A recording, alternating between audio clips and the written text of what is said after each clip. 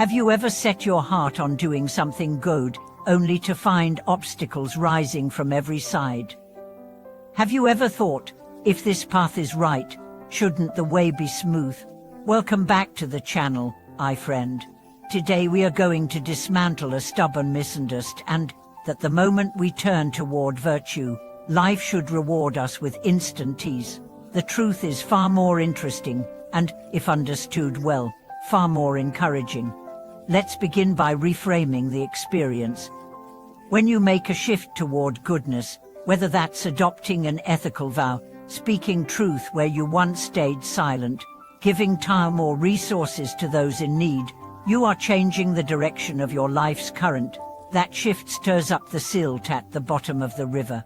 Old habits resist, unseen causes ripen, and relationships accustomed to the told you start testing that new you. None of this is proof you've gone the wrong way. Often it's confirmation you've stepped onto a living path. Think of the heart as a field. For years it's been planted with a mix of wholesome and unwholesome seeds. Some grow quickly, others lie dormant. The moment you begin to water only the wholesome seeds, the weeds don't vanish politely, they compete harder for the sunlight. They spread faster, as if sensing their time is short. In Buddhist language, when conditions change, dormant karma wakes up. This is why trouble can actually intensify when you start doing right. It's not punishment, it's clearing the backlog.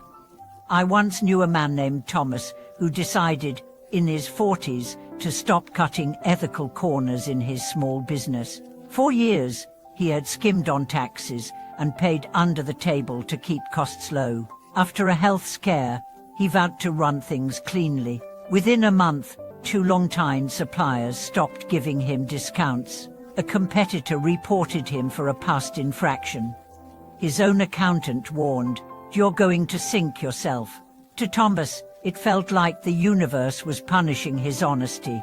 But looking deeper, these were the debts of past actions maturing under the heat of his new vows. By facing them now, he wasn't being destroyed, he was clearing the field for the first truly stable growth he'd ever have.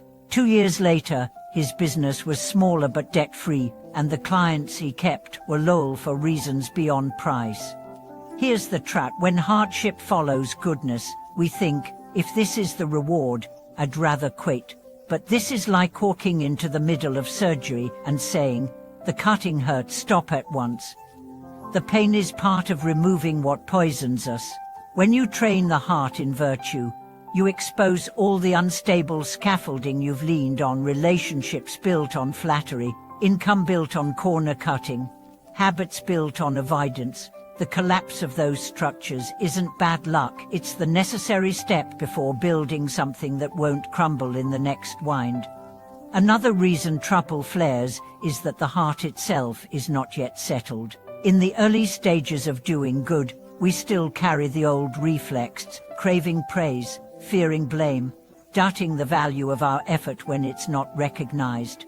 This unsettled state means we are easily swayed. One insult can sour a whole week. One setback can make us rewrite the story. The only cure is to keep practicing until goodness becomes your natural resting state, not a performance you must defend. And then there's the factor of ripeness.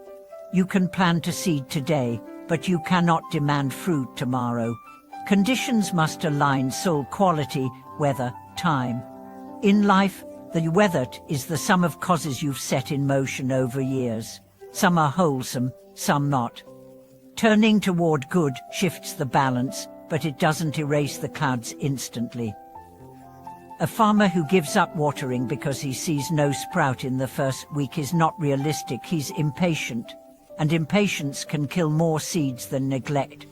If we understand these 3 signs: unsettled heart, unrippy conditions, clearing of backlog, we can meet trouble with less shock and more steadiness. The first step is to notice your expectations. If you've secretly told yourself, "Once I start this good habit, life will get easier," but then the first obstacle feels like betrayal. Replace that thought with, "Once I start this good habit, hidden work will surface." And now obstacles become part of the map. not a deter. Next, practice steady effort in small, daily acts. Don't hang all your hope on dramatic gestures that invite dramatic tests. Steadiness bores trouble. When you keep showing up for the same simple vow, 5 minutes of meditation, one honest answer instead of a white lie, one act of generosity without broadcasting it, you build a rhythm that trouble can't easily disrupt. Finally, surround yourself with reminders of the long view. Read biographies of people who walked difficult good paths, saints, reformers, even quiet neighbors who held to their integrity through lean years. Let their timelines reset your own sense of how long this should take. When you feel the pinch of delay or the sting of loss, you'll see it not as a personal punishment, but as part of a universal pattern. Growth needs friction. So if you're facing more difficulty since you turned toward what you know is right, don't rush to label it as failure. See it as the field being cleared, the heart learning its balance, the conditions gathering their strength. Trouble may be the very sign that you've stopped drifting and started steering. Thank you for walking through this reflection with me today. If you felt the paradox of good intentions followed by hard times, share your story in the comments. Someone else needs to hear it. Like, subscribe, and ring the bell so you can keep exploring these deep questions with us. Keep steady, keep kind, and keep faith in the seeds you've planted. Thank you for watching this video.